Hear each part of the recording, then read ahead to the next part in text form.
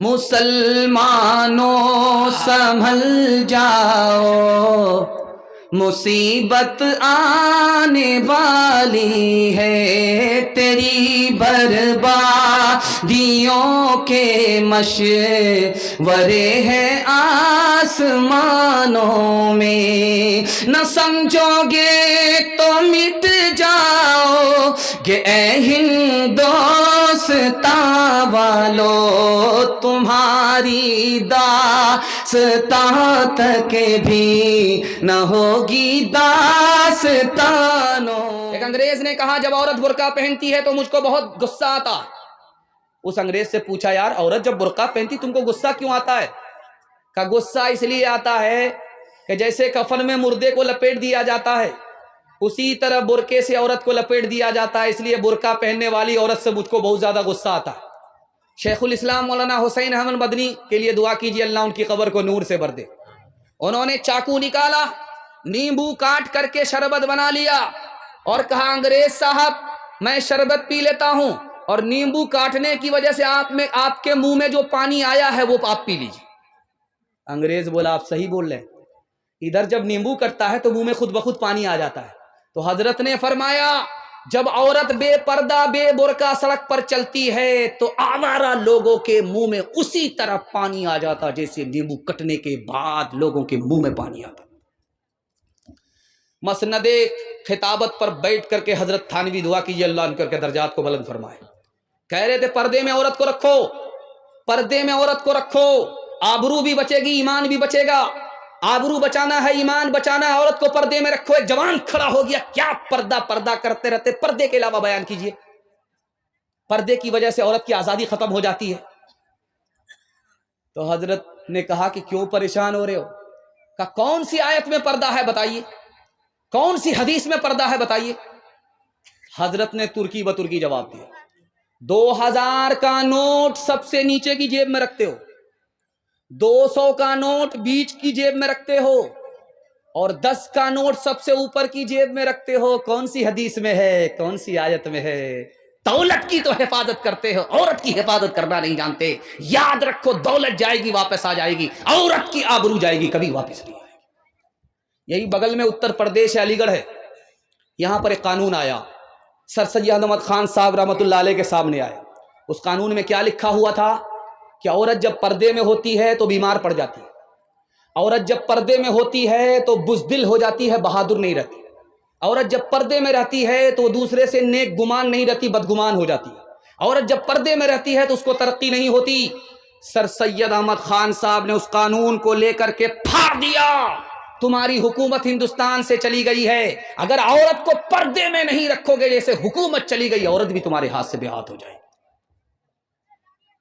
ایک آدمی جب اس کی بیوی پردے کے ساتھ نکلتی تھی تو وہ کہتا تھا کہ میرا خون کھول جاتا ہے جب کوئی پردے کے ساتھ برقعے کے ساتھ عورت نکلتی، میرا خون کھول جاتا ہے۔ اس نے کہا کہ برقعے کو جلا دو، پردے کو جلا دو، بغیر دوپٹے کے بغیر برقعے کے سڑک پر آزادی کے ساتھ گھومو پھرو۔ جب اس نے اپنی بیوی کو آزادی کے ساتھ گھومنے پھرنے کی اجازت دے دیا، اس کی بیوی کا کسی سے چکر ہو گیا، وہ بھاگ گئی۔ اب وہ آدمی رو کر کے پولیس اسٹیشن پر رپورٹ لکھا رہا ہے۔ اکبر الہ آبادی مرحوم نے لکھا، اس نے کیا لکھایا؟ جسم پر لباس کی کمی عجیب لگتی ہے، مجھے امیر باپ کی بیٹی غریب لگتی ہے، جس سے آنچل بھی نہیں سر کا سنبھالا جاتا، اس سے کیا خاک تیرے گھر کی حفاظت ہوگی۔ کیا گزری ایک پردہ کے مخالف رو رو کے پولیس سے کہتے تھے، کیا گزری ایک پردہ کے مخالف رو رو کے پولیس سے کہتے تھے عورت بھی گئی زیور بھی گیا دولت بھی گئی عزت بھی گئی عورت بھی گئی زیور بھی گیا دولت بھی گئی عزت بھی گئی. ڈی جے بج رہا تھا, ایک فاطمہ نام کی عورت ڈانس کر رہی تھی, اس پر ایک مصرع پڑھ رہی تھی, خدا جانے کہ قسمت میں ہماری کیا لکھا ہوگا. ایک جوان کھڑا ہوا کہ فاطمہ بن کر کے بھی تو ڈانس کر رہی ہے اور مصرع پڑھ کر کے اپنا انجام جاننا چاہتی ہے. مرنے کے بعد تم کو خدا بتائے گا کہ تم کہاں جائے گی, جنت میں یا دوزخ میں, لیکن میں تم کو پہلے بتا دیتا ہوں کہ تمہارا ٹھکانہ کہاں ہوگا. تم مصرع مکمل کرو, میں تمہارا جواب مکمل کر رہا ہوں. خدا جانے کے قسمت میں ہماری کیا لکھا ہوگا. اس لڑکے نے جواب دیا, گلے میں طوق لعنت کا سواری کو گدھا ہوگا. گلے میں طوق لعنت کا سواری کو گدھا ہوگا.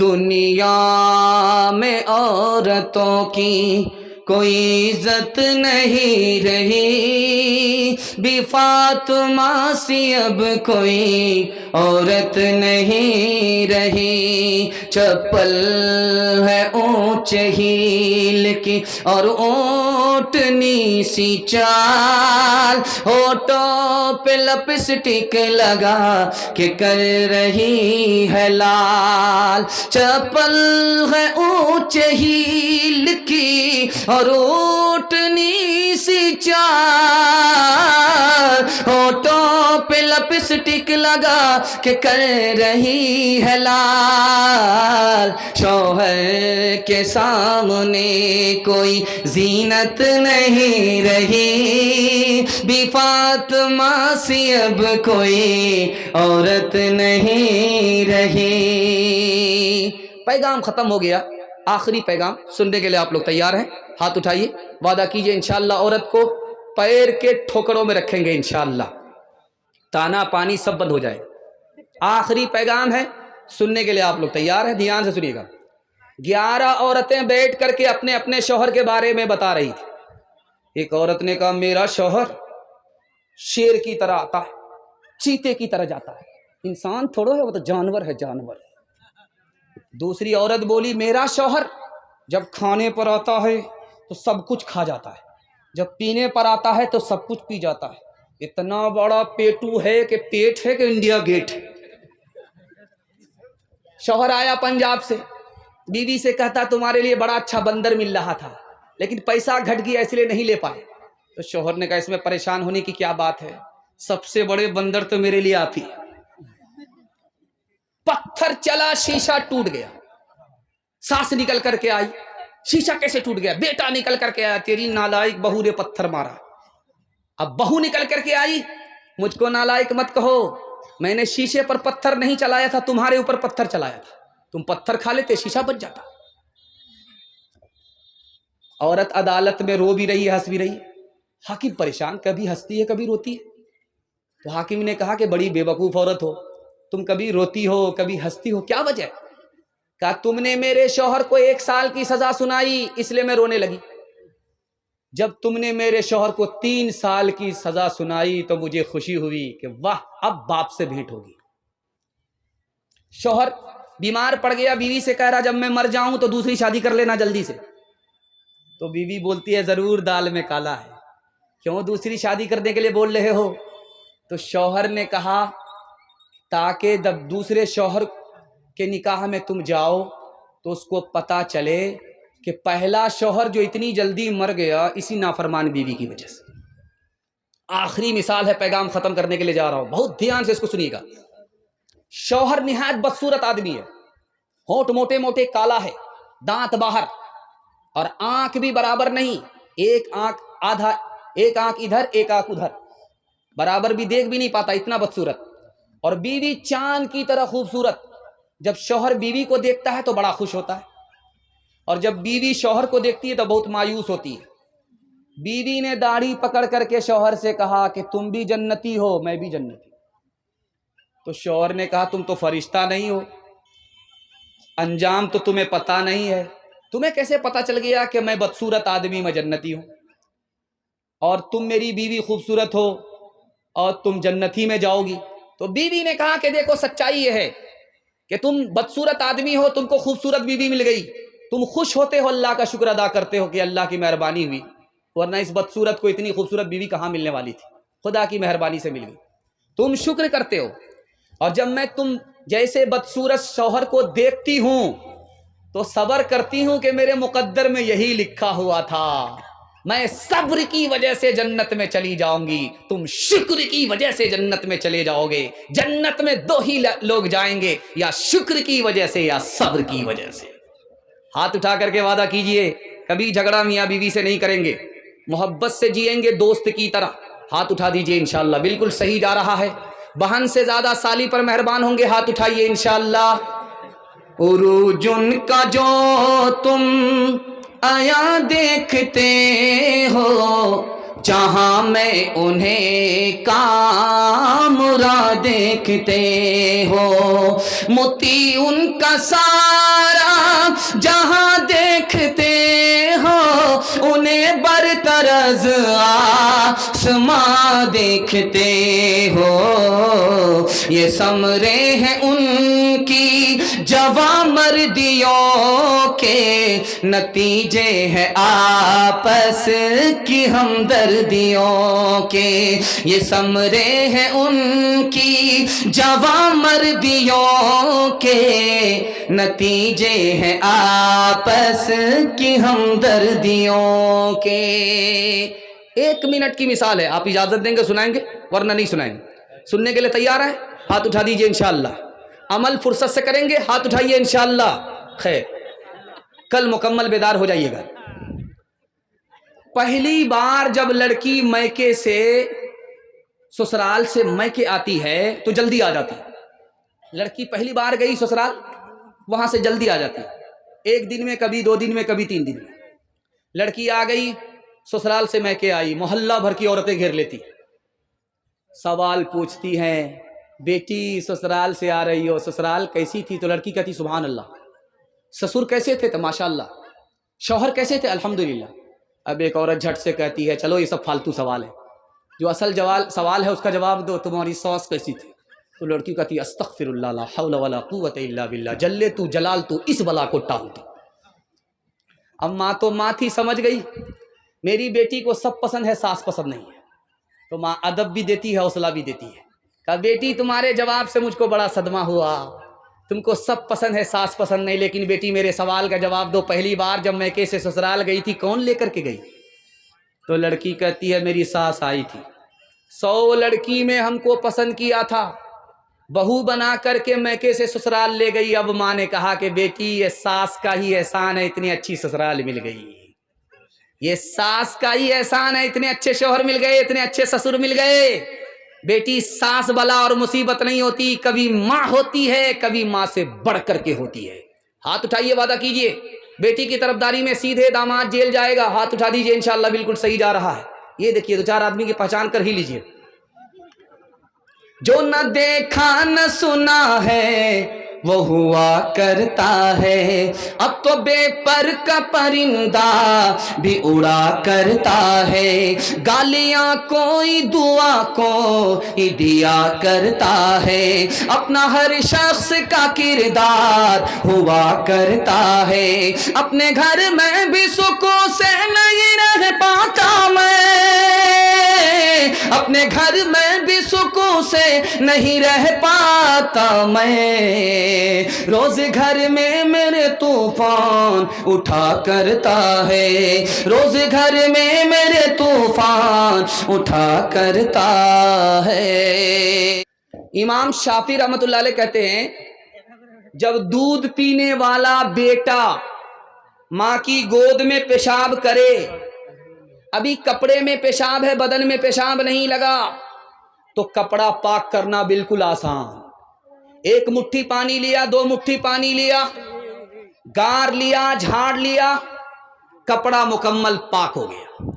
لیکن اگر دودھ پینے والی بیٹی ہے، ماں باپ کی گود میں پیشاب کرے، ایک مٹھی دو مٹھی پانی مار لینے سے کپڑا پاک نہیں ہوگا، کپڑا اتارنا پڑے گا، بار بار دھونا پڑے گا، داغ دھبے چھڑانے پڑیں گے، گارنا اور نچوڑنا پڑے گا، تب مکمل کپڑا پاک ہوگا۔ پالن حقانی نے کہا بیٹا پیشاب کرے پاک کرنا آسان، بیٹی پیشاب کرے پاک کرنا مشکل۔ اسی طرح پالن حقانی نے کہا بیٹے سے زیادہ بیٹی کو تعلیم دلانا ضروری، بیٹے کو کم بیٹی کو زیادہ۔